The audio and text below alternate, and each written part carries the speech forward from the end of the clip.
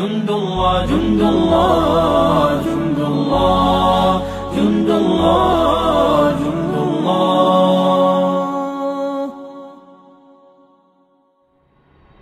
Silakan memperkenalkan diri. Assalamualaikum warahmatullahi wabarakatuh. Nama saya Amar Azam, umur saya 19 tahun. Asal saya dari Bekasi Timur. Kenakalan apa saja yang kamu lakukan? Saya dulu adalah pemakaian narkoba. Saya juga suka mabuk-mabukan, suka ngelawan orang tua, dan juga saya jarang di rumah. Saya sering kelayap-kelayaban, main gak karuan. Nah itu yang sehingga membuat saya hancur di situ. Gimana perasaannya ketika pertama kali masuk rehabilitasi ini? Pertama kali masuk ke sini waktu buka gerbang itu rasanya shock ya, rasanya kaget gitu.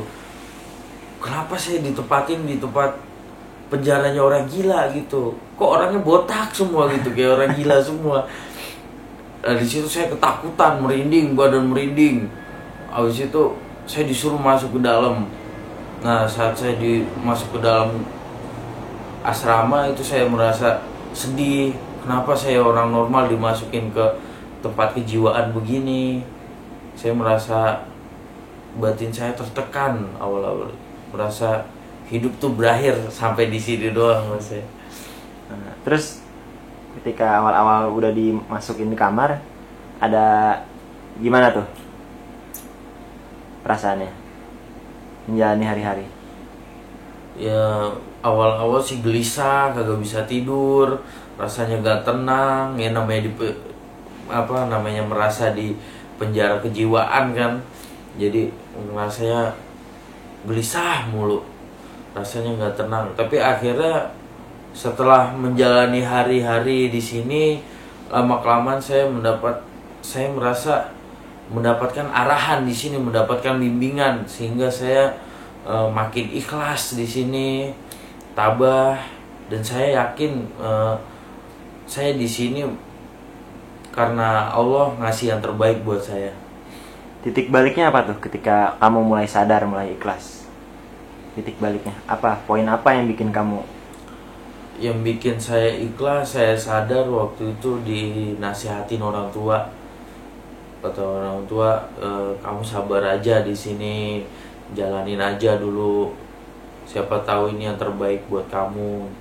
Alhamdulillah sekarang saya udah baikan. Alhamdulillah saya udah lebih sadar, lebih ada arahan buat ke depan. Alhamdulillah. Ada aktivitas rohani atau spiritual nggak di sini? Ya ada pastinya.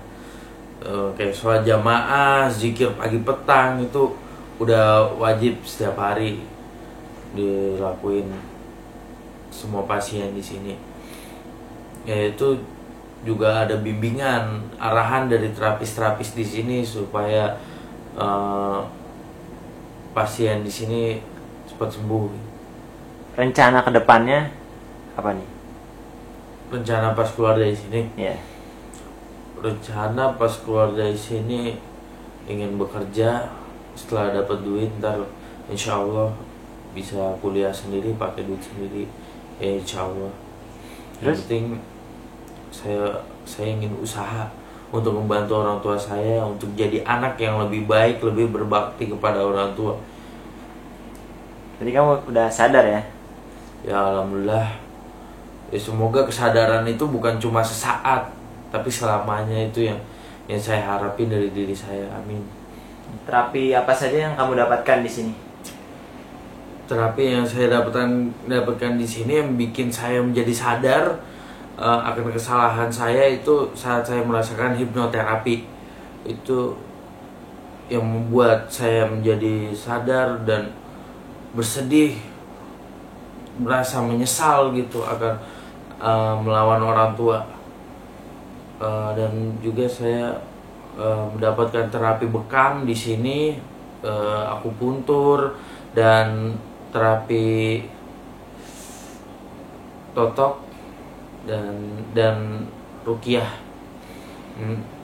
Itu juga yang membantu saya untuk menjadi move on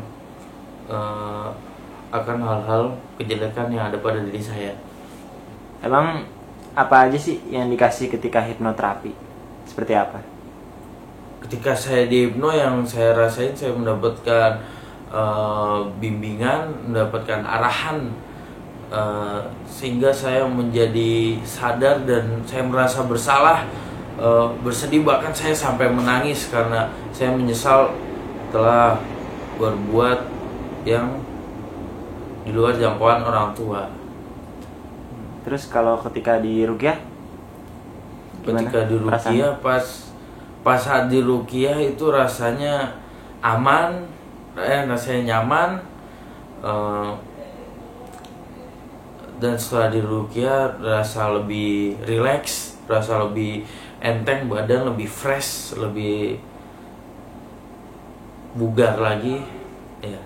Kalau ketika dibekam?